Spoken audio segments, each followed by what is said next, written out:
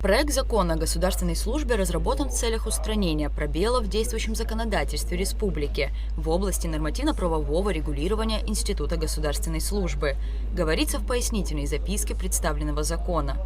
Он основан на современных международных стандартах и принципах организации госслужбы с учетом адаптации к современным реалиям Абхазии, а также интересам укрепления государственных институтов с учетом ожиданий общества. Законопроект представил депутат парламента Эрик Рштуни, который рассказал, что законом устанавливаются правовые, организационные и экономические основы государственной службы в республике. Законопроект рассматривался и в 5-м созыве, и в 6-м созыве, но до логического завершения так и не был доведен. Целесообразность разработки унифицированного проекта закона, который включал бы в себя основные институты государственной службы, в том числе институты государственной гражданской службы, являются очевидными. Представленный законопроект регламентирует систему государственной службы, принципы государственной службы, порядок поступления на государственную службу, ее прохождение и увольнение.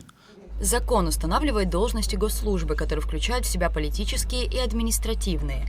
Как отметил Эрик Рштуни, также важным фактором является введение критериев эффективности для оценки работы госслужащих, формирование единого кадрового резерва и должностного оклада на основании единого классификатора.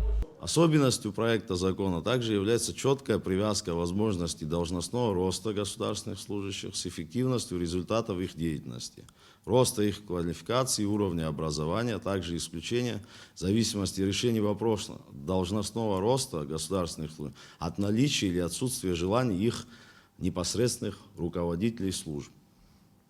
Также представленный вам законопроект вводит требования об обеспечении беспрерывной работы государственных органов по направлениям их деятельности, имеющим важное значение. В качестве одного из элементов антикоррупционного механизма следует также рассматривать положение законопроекта, предусматривающее обязанности гражданина, поступающего на государственную службу, а также обязанность государственного служащего ежегодно представлять сведения о доходах, имуществе и обязательствах имущественного характера. Как рассказал юрист Кабмина Лаша Цаава, предложенный закон поможет исключить влияние человеческого фактора при продвижении госслужащего по карьерной лестнице. У нас получается, что вот карьерная лестница, прежде всего человек должен доказать свою квалификацию, свой уровень знаний. Только тогда можно рассматривать вопрос, значит, его повышения по карьерной лестнице. Это принципиальный вопрос, который здесь заложен. И это закон обойти не получится. Отличительной особенностью данного законопроекта является установление возраста, с которого граждане получают право поступать на государственную службу. Претендовать на работу желающие смогут с 21 года и при соответствии квалификационным требованиям. Предельный срок службы – 60 лет. Однако при необходимости руководитель может ежегодно продлевать работу служащего сроком до 12 месяцев, но не более чем до достижения им 65 лет.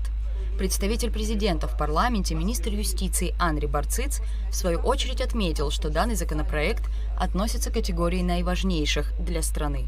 Данный законопроект устанавливает механизм унификации и создания единых подходов к государственной службе в целом.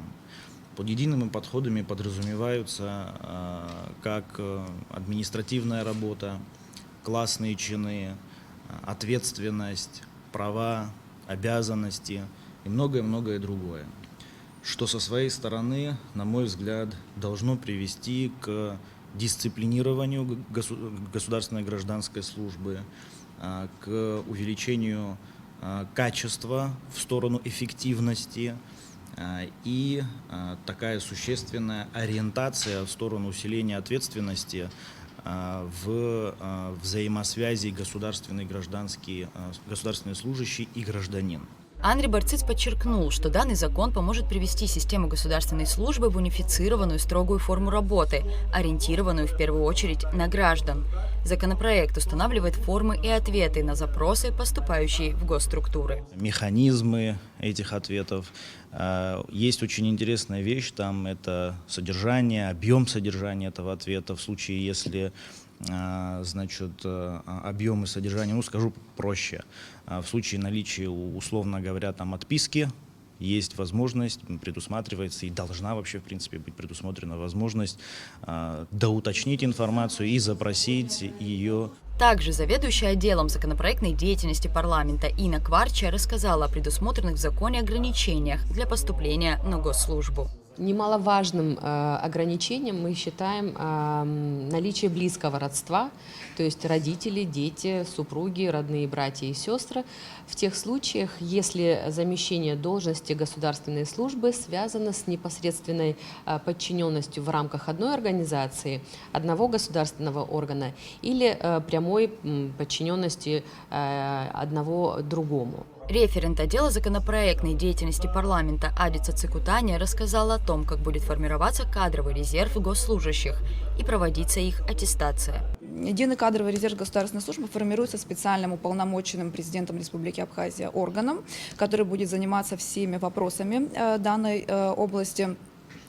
И включение в единый кадровый резерв производится в следующих случаях. Во-первых, это по личному заявлению граждан, это в случае первичного поступления на государственную службу. Также это в случаях, когда по должностному росту, то есть в пределах должностного роста государственных служащих, а также для замещения вакантных должностей государственной службы в порядке должностного роста, но по результатам аттестации. Проводится аттестация госслужащих один раз в 5 лет. Это такое обязательное условие абсолютно для всех государственных служащих.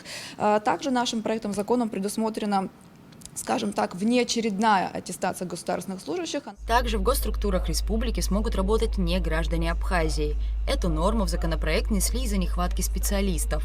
Иностранец может получить работу, если на эту же должность не претендует гражданин Абхазии. Однако сотрудников, не имеющих абхазского паспорта, не смогут повышать в должности. Рада Чачава, Алексей Агухава, Абхазское телевидение.